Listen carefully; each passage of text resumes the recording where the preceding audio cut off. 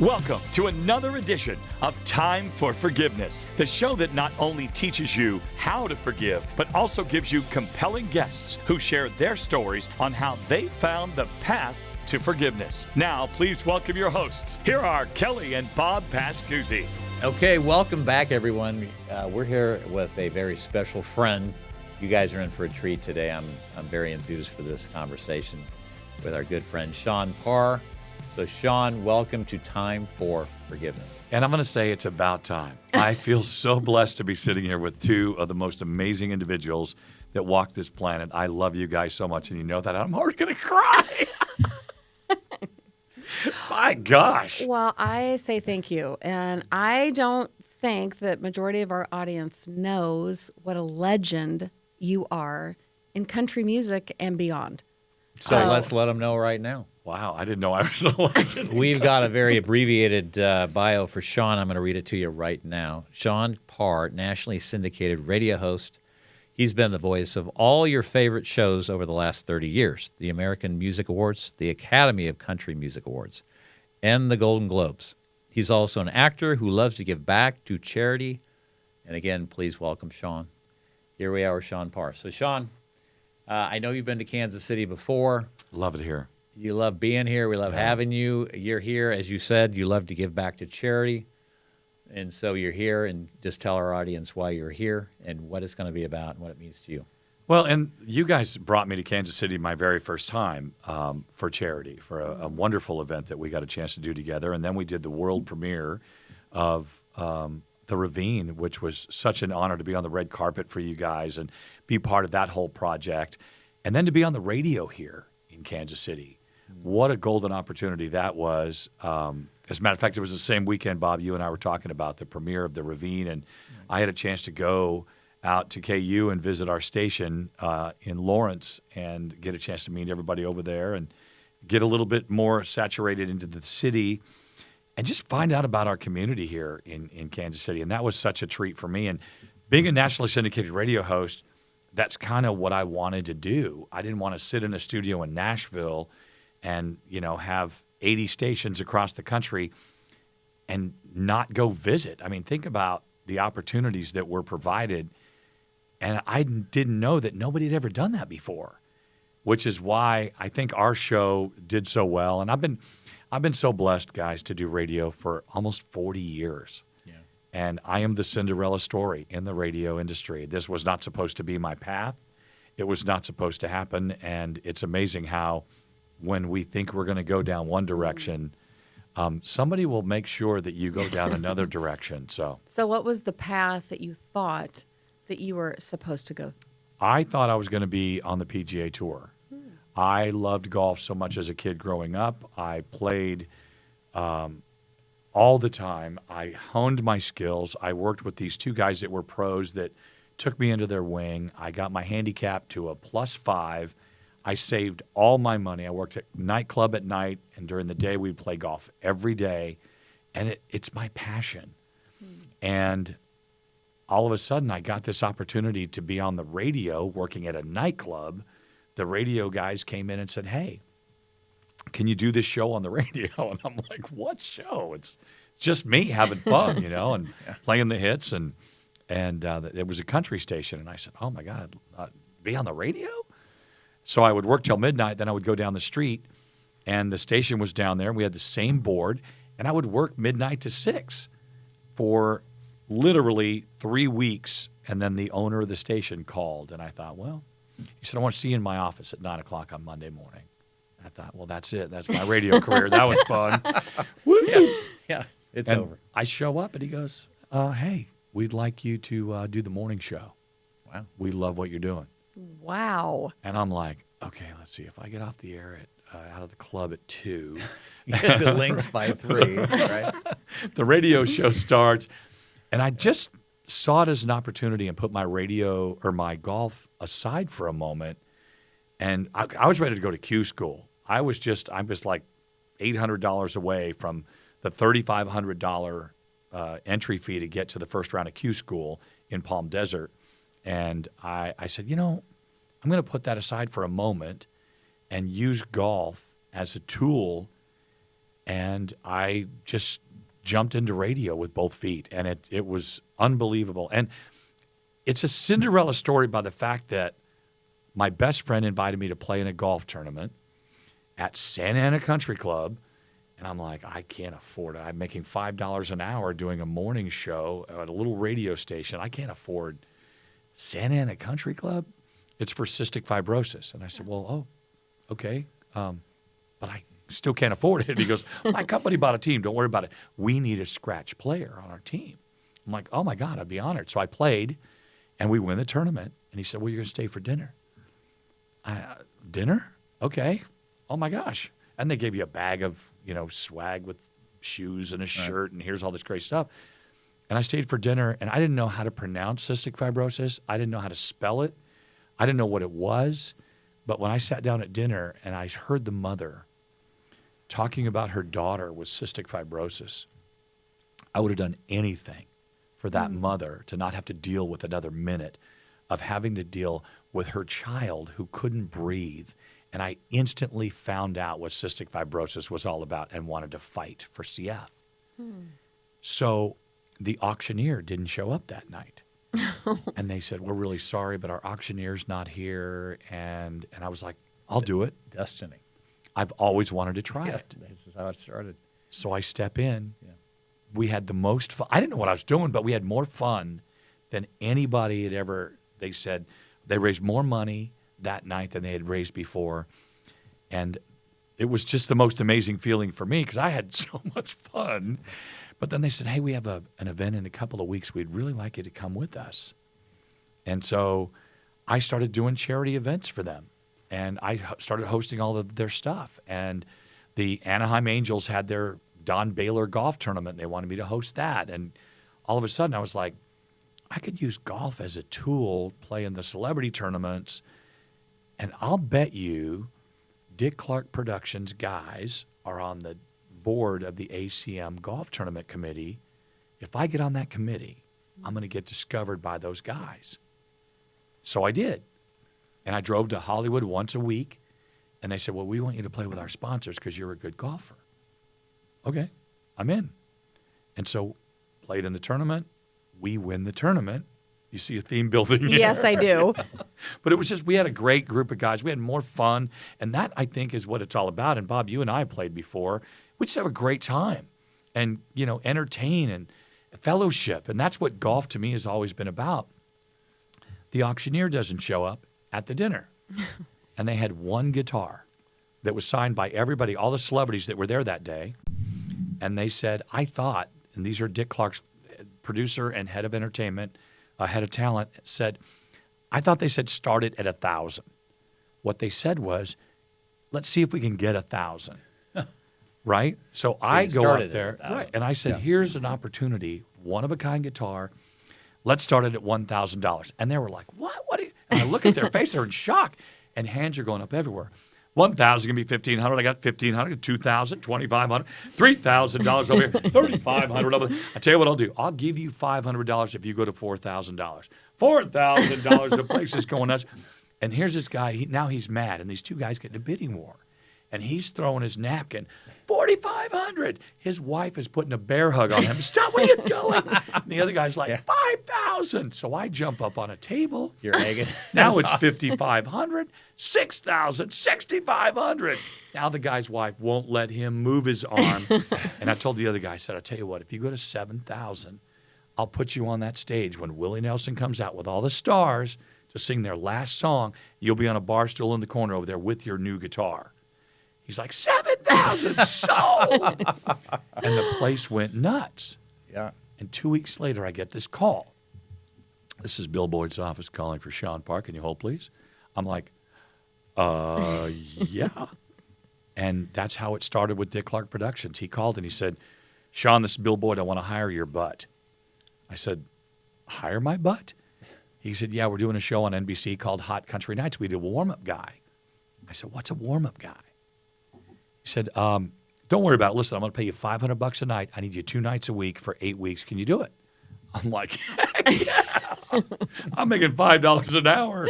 You're going to pay me $500 a night. So I drove up to NBC. I had no clue about what I was doing. And I give the guy my driver's license, hoping my car leaking oil is going to make it from Orange County, California.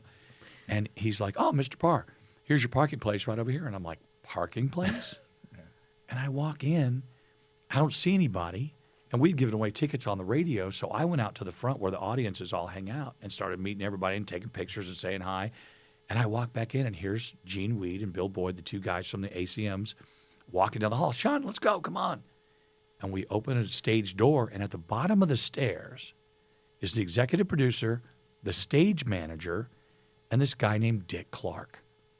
And I can't believe I'm standing in his presence. And I walk up, and he goes, Shawn, there you are. Dick Clark knows my name. I was freaking out because I didn't know what a warm-up guy was. What do you want? What am I doing? Right? Like, what am I doing here? And so Dick's like, okay, so Shawn, here's what we're going to do. I want you to go out and do 10 minutes. And then I'll 10 introduce minutes you. of what? Exactly. But I didn't say that. And he said, and then just, introduce me, but don't make it a big deal. Here's what I want you to say. Ladies and gentlemen, America's oldest living teenager, will you please make welcome Dick Clark? And I'm like, great. He goes, okay, what's that station you work for? 94.3. Boom. You ready to go? I go, absolutely. I had no clue what I was going to do. And he's like, ladies and gentlemen, please welcome from 94.3 Kick FM, Shawn Parr. Go out, 400 people, stand up. How you doing? Oh, my gosh, what a great night to be here. I fake it. I just figured. You just went into a zone. I knew who was going to be on the show that night. Yeah. I knew it was Alabama. I knew Reba, this new artist named Tim McGraw. Oh, my God. So I'm having a Never ball, heard of these him, John. high-fiving people running through the crowd. I brought this little kid up on stage, and you ever been on stage? Come on with me. You're my new guy. He became my assistant for the night. Ladies and gentlemen, it's time. Please welcome America's oldest living teenager, Dick Clark. And Dick walks out and sits down. And standing ovation, and he's like, stop. I've got a show to do. What are you doing? Sits down on the stage. Says, Shawn, come here. Sit down right here. And he puts his arm on my shoulder, and I could feel it to this day. And he says, how about my guy Shawn Parr here? And Wow. give me a round of applause. He goes, okay, here's what we're going to do. And Shawn, you're going to take him on a tour. We're going to do this thing. We have the show. We're going to film it out of order. But then when you see it on NBC, it's going to be perfect. And you guys, we need a lot of energy. And I figured, I kind of got that I was the hype guy to keep everybody entertained. Mm-hmm.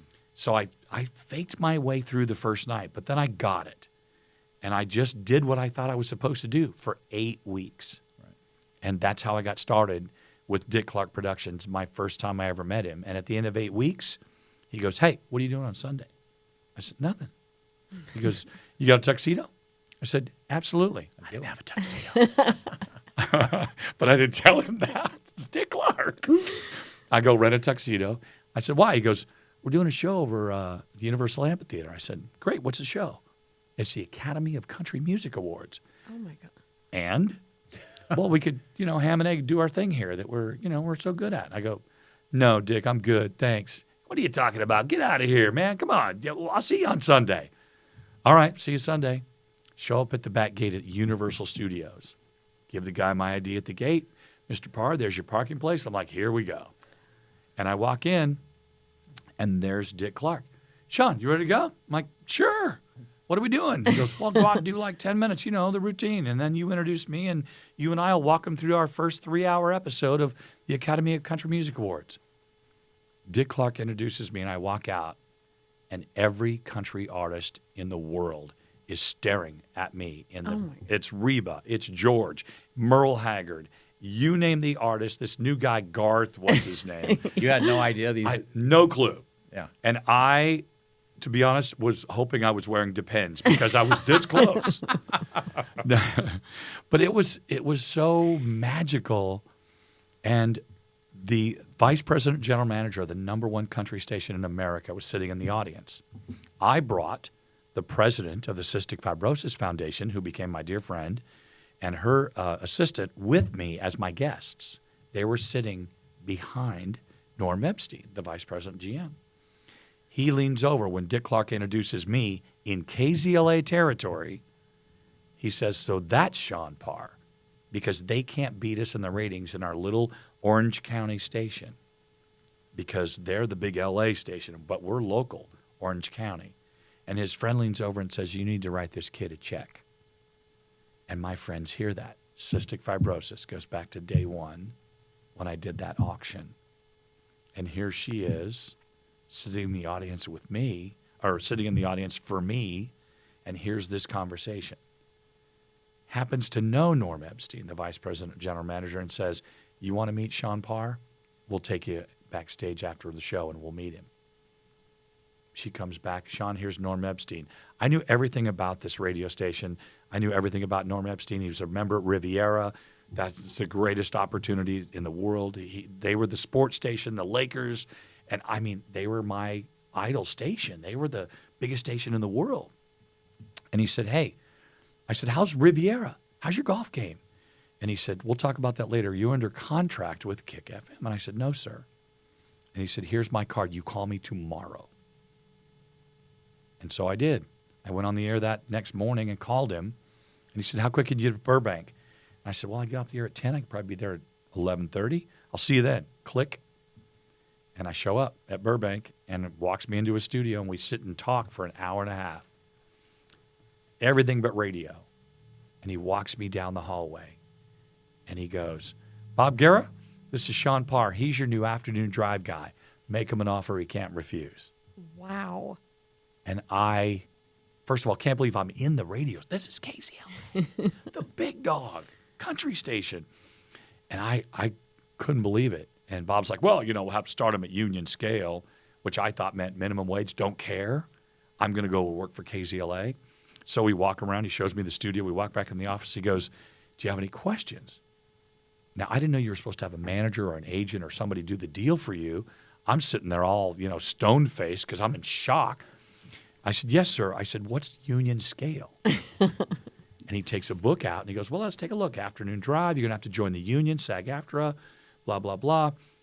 Well, don't forget we're going to give you a bonus after 90 days because I was like playing. He thought I was playing hardball because I was shocked. I was stone-faced. He goes, that's $69.9. And I'm like, I don't know what that means. Right over my head. $6.99 an hour. I didn't know what that meant an hour. Right. So I'm like, great. He goes, well, don't forget, we're going to, bump at 10 after 90 days, and you'll have a bonus structure, and we'll give you endorsements, and you'll be fine. I'm like, I have no idea what you're talking about, but I didn't say that. So I said, okay. He said, you got to go give your notice. And I said, yes, sir. Thank you. And I get up to shake his hand, and I look down, and I see $69,900. And I became a math genius at that point. Plus endorsements, plus a 10, plus this. I couldn't believe it. I was shaking. What year was this, Shawn? This was 1991. Okay. And I said, Bob, I got to go, and I'll be back. I'll call you when my station fires me because you can't give your 2-week notice. They won't let you stay on the air. Mine did. But I get in the elevator thinking the doors are going to close and it's going to be soundproof. 8 floors down, all the way to the bottom. Oh, my gosh! I'm working for KZLA, the greatest. Oh, yeah, woo! Because I just went from making $5 an hour as a 23-year-old kid. I'm freaking out. So that's how it all started. And I went straight to Dick Clark's office and said, you're never going to believe what happened. And he said, I am so proud of you. Listen to me. We got you. Oh, wow. You don't need an agent. You don't need a manager. You have any questions. You have a contract. Anybody says anything, we got you. You're in the family. And Cinderella story. Right. I didn't mean to take so long telling that this story. No, I'm glad this you is did. Great. This is really good for our audience too. I mean, it's important to have your story and your background. And your it's- But origin. you say a Cinderella story, which it does sound because it's just like overwhelming. How could all of those events happen? It's crazy. Like you had no idea that was happening. But you had said with the golf, there's a theme here, but I think there's a theme with your life. You do things before you're ready. I just thought how many times someone would say, well, I'm not ready to go do that. Like, I don't know even know what I'm doing, but you did it anyway. What do you attest that to? I've never been afraid. I've always wanted to be in front of people since I was a kid. I was in elementary school. I'll never forget sitting in the back of the auditorium, and the high school children's theater would come over, and they'd always pick volunteers. And I would raise my hand in the back, and I never got picked. So I always wanted to be that. I always wanted to be somebody up front. And I knew I had this voice. And so as a 10-year-old, I was calling our Little League baseball games and loved it and took notes and did all this crazy stuff and never just said, now batting, Johnny Rodriguez, 27. It was just always, well, good afternoon, everybody, and welcome to another great day for baseball. Let's welcome our first batter playing first base, leading things off here on a gorgeous day. We'll check weather here in a moment. This is Johnny Rodriguez. There goes my voice. I'm cracking. I'm so excited. But I mean, it's just I've just never been afraid, and I've always wanted to try something new. And I think it's the adrenaline thing. I really don't know. Because now I like to be over prepared. I think I do anyway.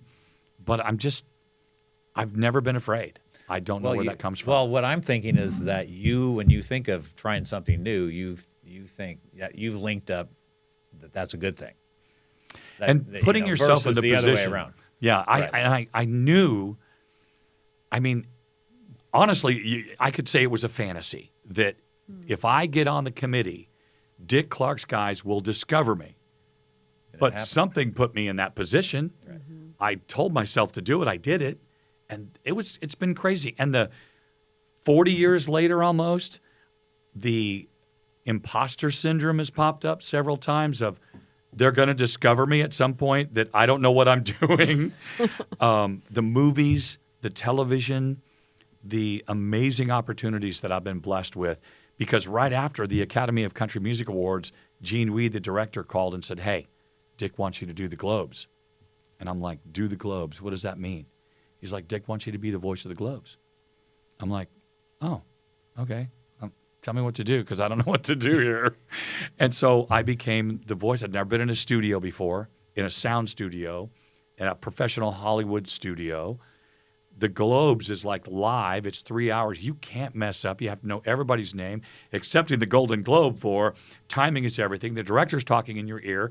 It's you're freaking out. You need 12 bottles of water, and it's just amazing. It's the most, from a kid from Norwalk, California, to the glitz and glamour of the red carpet and seeing all these stars was so overwhelming that I'm more grateful today than I ever have been because I've always been grateful along the way. And today I just look at the opportunities and think, how blessed have I been my entire life? I've worked very, very hard. Once I saw the opportunity, I jumped through that door as fast and as hard as I could, and I over-deliver. I think that's... you do over-deliver, Shawn. We found that out right away. I remember the first time we saw you in action, it was at Cynthia's Unstoppable Foundation out in L.A., and Kelly and I are friends with Cynthia Kersey, the founder of that foundation, and we saw Shawn walk out on the stage, and I was mesmerized. That was the word I was going to say. I was mesmerized, but it's also if you haven't seen Shawn Parr, you need to see him live and in person because this does not do it justice. But you no, really seriously, you just captivate the audience. Captivate the audience. And Kelly and I were the co-chairs on a non-for-profit that was having their annual benefit auction coming up. And I remember leaning over to Kelly going, we have to get this guy for our thing. And we did. That's how we met you. And that was probably 4 or 5 years ago. Never forgotten that phone call. Yeah. Out of the blue, my phone rings, and it's this guy from Kansas City. Italian. And it's my buddy Bob. And he's like, hey, and just, you're Bob Pascuzzi. The way you're a light. Both of you are such great lights in my life. But I had no idea how involved you and how much, family we're in the same family now. Yeah. But how you and I would evolve into this incredible relationship. So it's been fun. Been the best, buddy. Yeah, it's been great to see how your career has continued to progress. There's a lot that's happened from those early days to where we are right now. Do you want to share a little context about where you are today and what you see going forward and some of the challenges you've dealt with here recently? You guys have been through a lot with me as well because sitting down and talking to you after I got a chance to do syndicated. I did radio in Los Angeles for 25 years and then got a chance to do a syndicated radio show, which means we're going to be broadcast on stations across the country. And we came to Nashville, launched a radio show. We were on 150 stations. And after 7 years, I kind of knew that something was going on behind the scenes, that I worked with a young co-host who was kind of seeing the limelight and kind of went her own direction and wanted to kind of push the veteran out of the way, so to speak. And I kind of saw it happening, but I didn't really think about it because I was just so busy doing so many other things and taking care of our stations and doing stuff. But then when my contract didn't get re-signed because our company had actually saw an opportunity to pay her next to nothing, and they were filing for Chapter 11 at the same time, that they just couldn't afford my contract. It just came down to money. It hurt a lot because I changed my whole life for 7 years to come to Nashville, and I felt like this young lady had basically took it upon herself to stab me in the back, for lack of a better term. I mean, and I think we've all been there where it's like somebody's going to take something from you. Undermine you.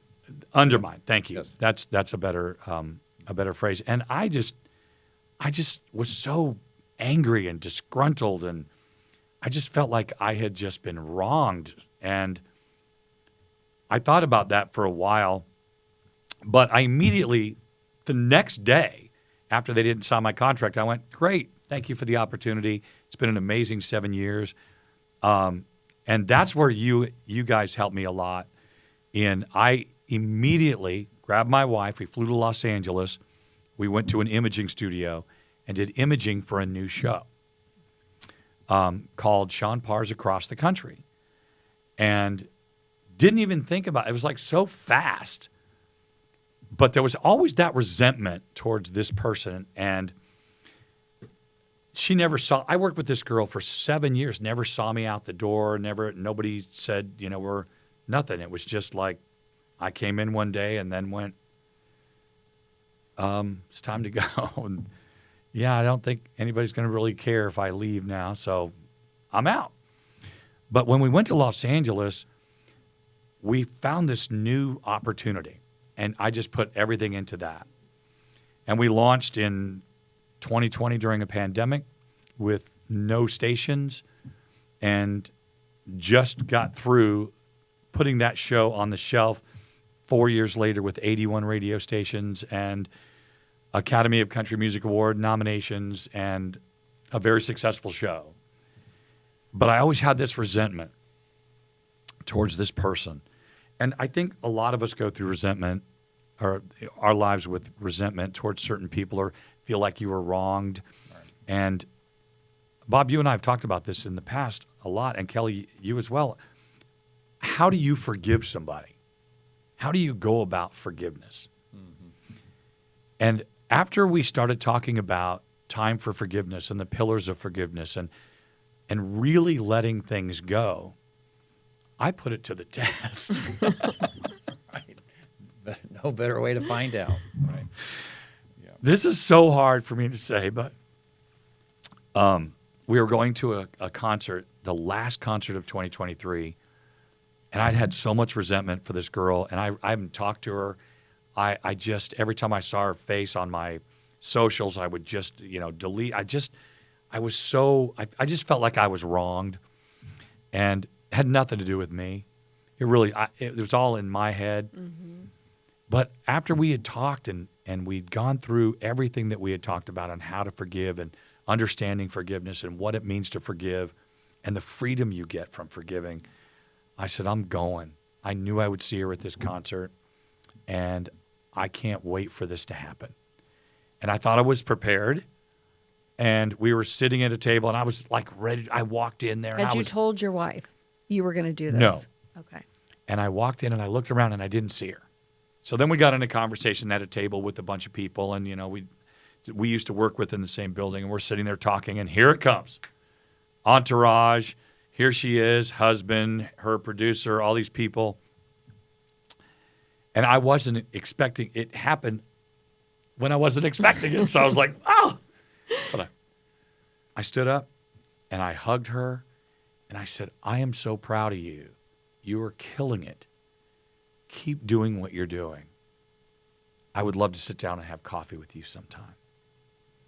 I let it go. I let it go. I thought I let it go before I got there, but I let it go at that moment. I'm telling you, I swear to you, it's like this whole thing just left me, like from my head to my feet, and I just watched it go. And it shocked her. And her husband, she had gotten married in the time. She didn't even know how to respond. You Didn't know how to respond. Taken off guard completely. Yes. And first I hugged her husband. Oh, my gosh, so good. And Joe, my wife, got up and hugged her, and because she saw me hug her. Right. She goes, John's hugging, I better hug. Right. And so it was just an amazing freeing moment. And Well, I'm sure you two were not the only ones that were aware of the situation as well. I'm sure there was probably people in the audience somehow around you that also knew what was going on, and what a testament to see you stand up and do that. the people that we were with all were in the same building. We all worked on different shows together in that building, and they knew, and they were like, wow. And my wife even said, and my daughter was with us, and my daughter, don't mess with mom and dad, because, you know, she'll put that wall up. And she immediately went over and hugged her, and we talked about it on the way home. And we actually,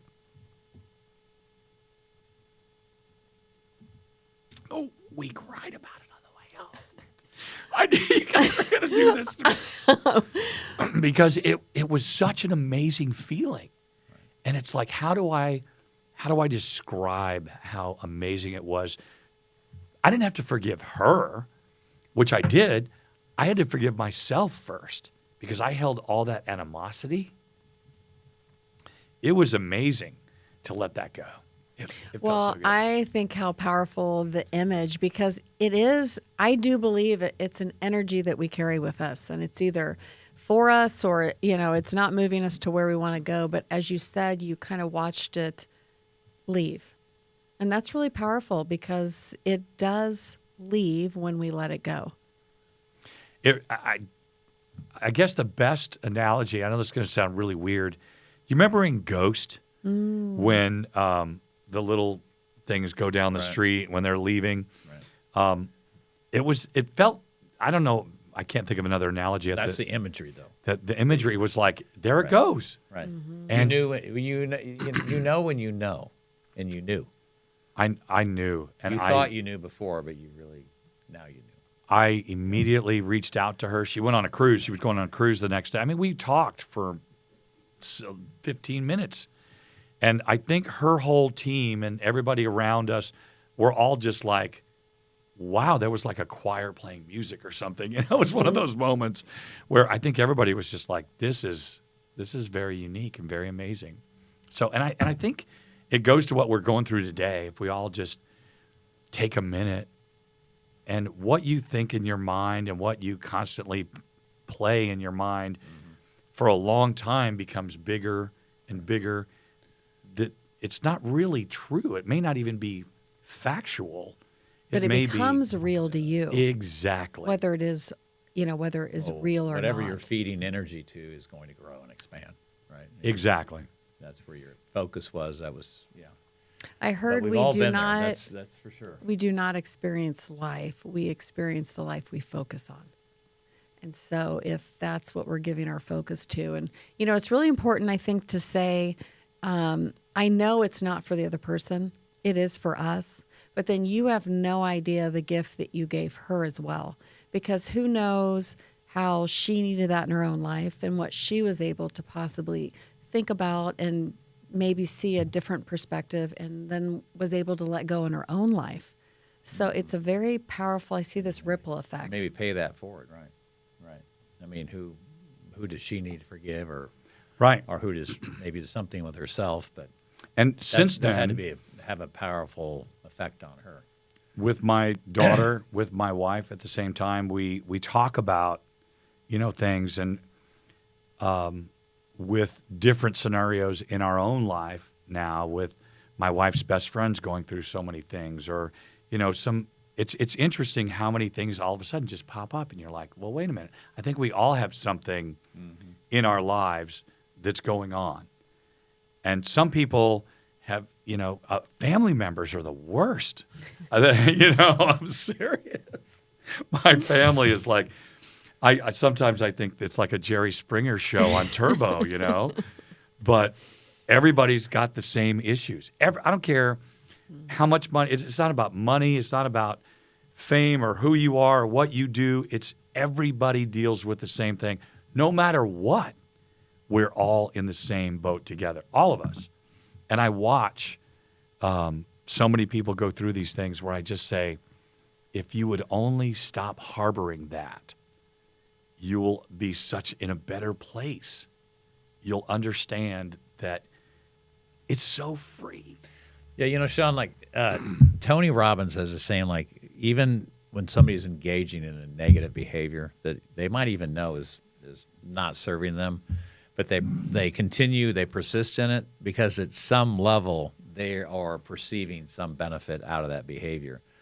When you think about this time period where you were building this animosity and resentment towards her, what did you perceive was the benefit in that scenario?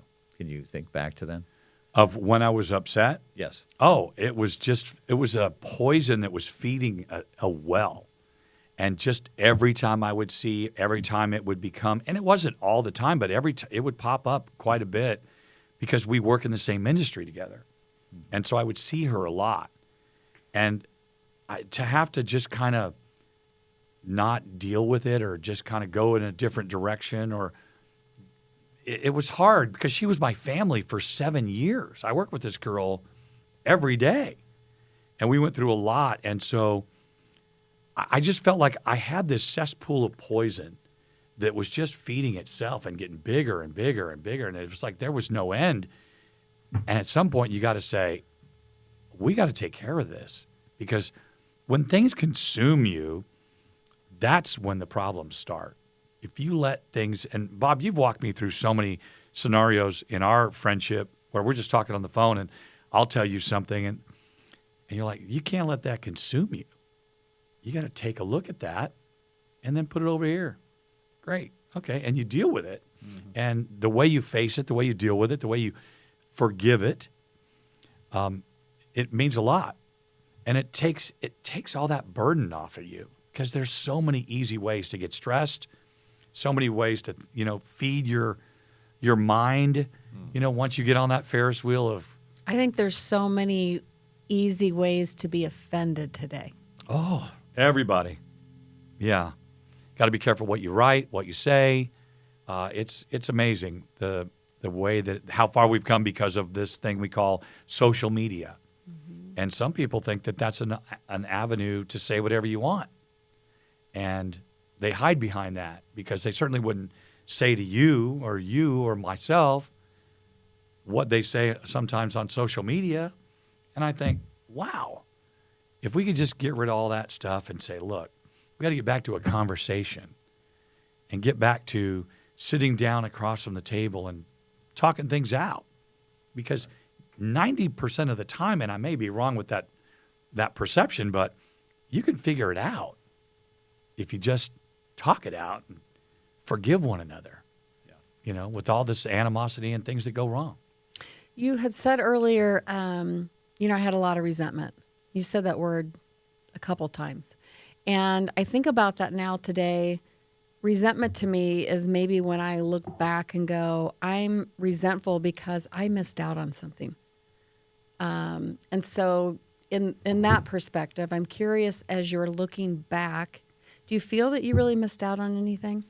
Or I do. Do. You feel it opened a new chapter for you? It helped me understand that I have the power to forgive. And I started looking in other areas of my life of who I need to forgive. And I talked about family, and there are some members of my family that are, the walls are up. And I think a lot of people can understand family because sometimes family hurts worse when they do something wrong. But from that incident, she got married, and I was not a part of that. I mean, and again, this is a young lady who I helped mold into this incredible radio personality, and she was like, we were family. It's like my daughter almost. I mean, she's certainly young enough to be my daughter, but it was almost like working with my friend, and I really loved to teach her, and she learned a lot. And I missed out on a lot of the things that she got to experience, and over the last 4 years. So that's the only thing that I regret. The resentment that I have is that I allowed myself to get that caught up, that I missed out on all that, and maybe some other stuff that I don't know about. But have you ever considered that maybe that was necessary to get you to the point to say, enough, I don't want to feel like this anymore, and now it's caused you to grow, break through, whatever you want to say, from that difficult time? And I'm curious, who has it caused you to become because of it?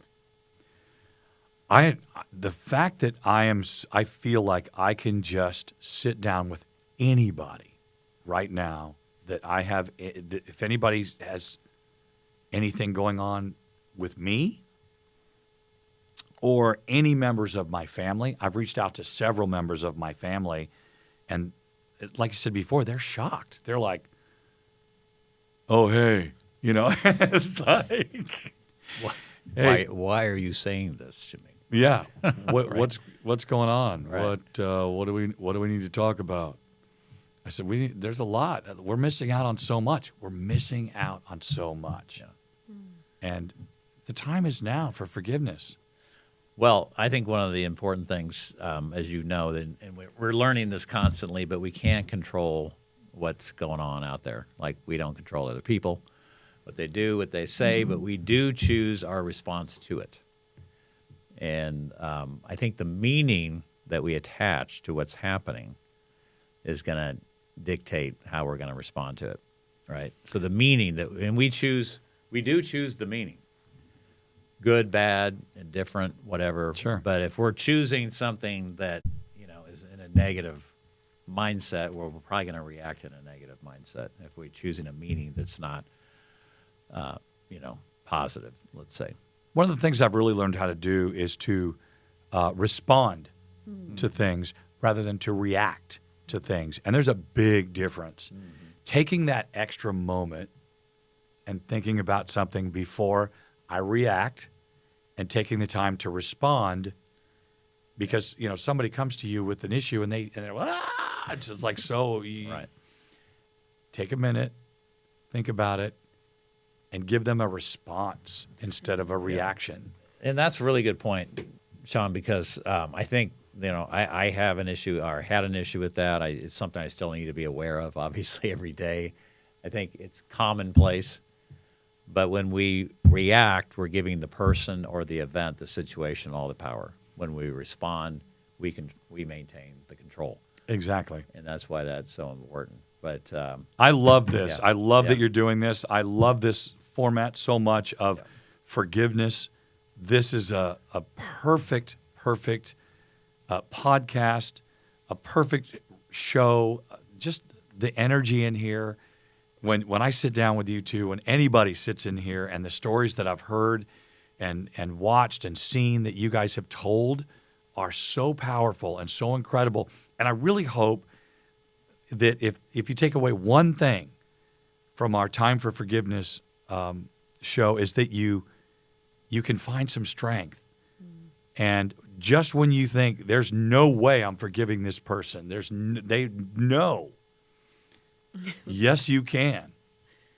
And look, whatever you got to do to get to that point, and don't think that we didn't pray on it, because we prayed on it a lot.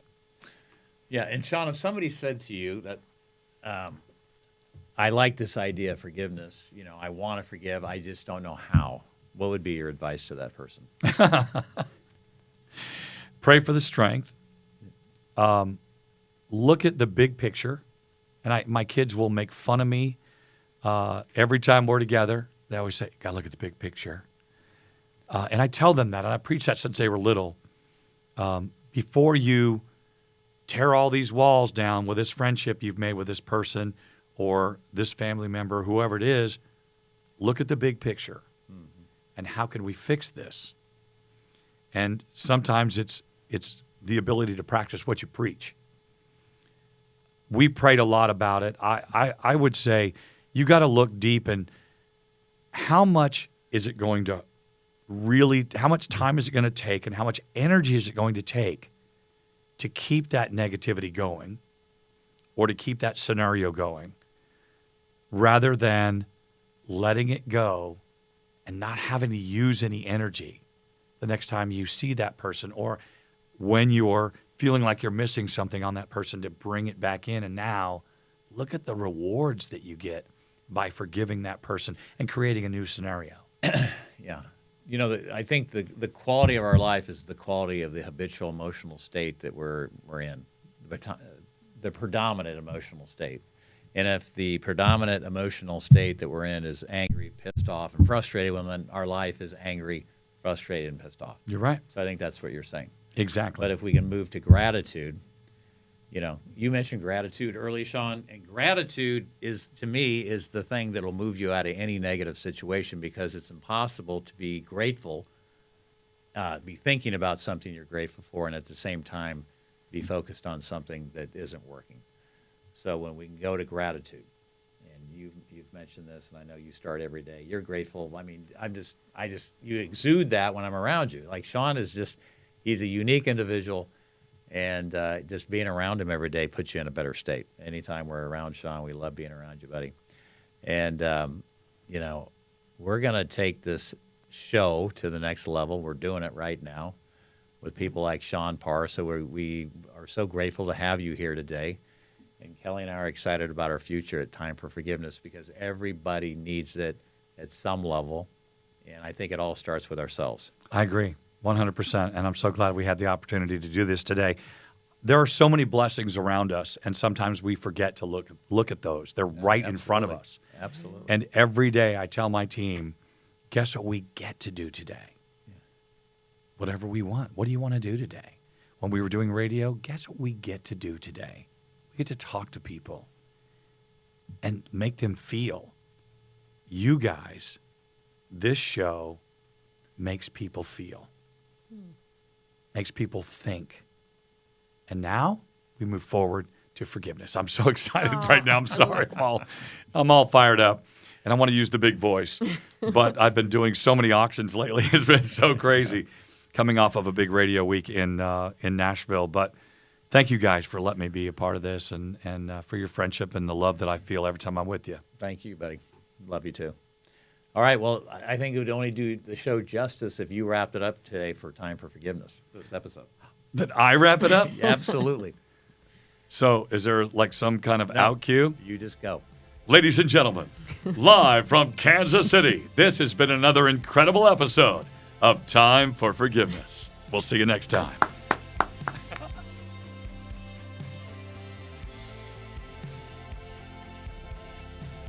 Thank you for being here, and I would ask you to subscribe to the show by clicking the box here. That allows us to grow the program, bring you more inspiring stories that can impact you in a positive way. And once again, thank you for your support of Time for Forgiveness.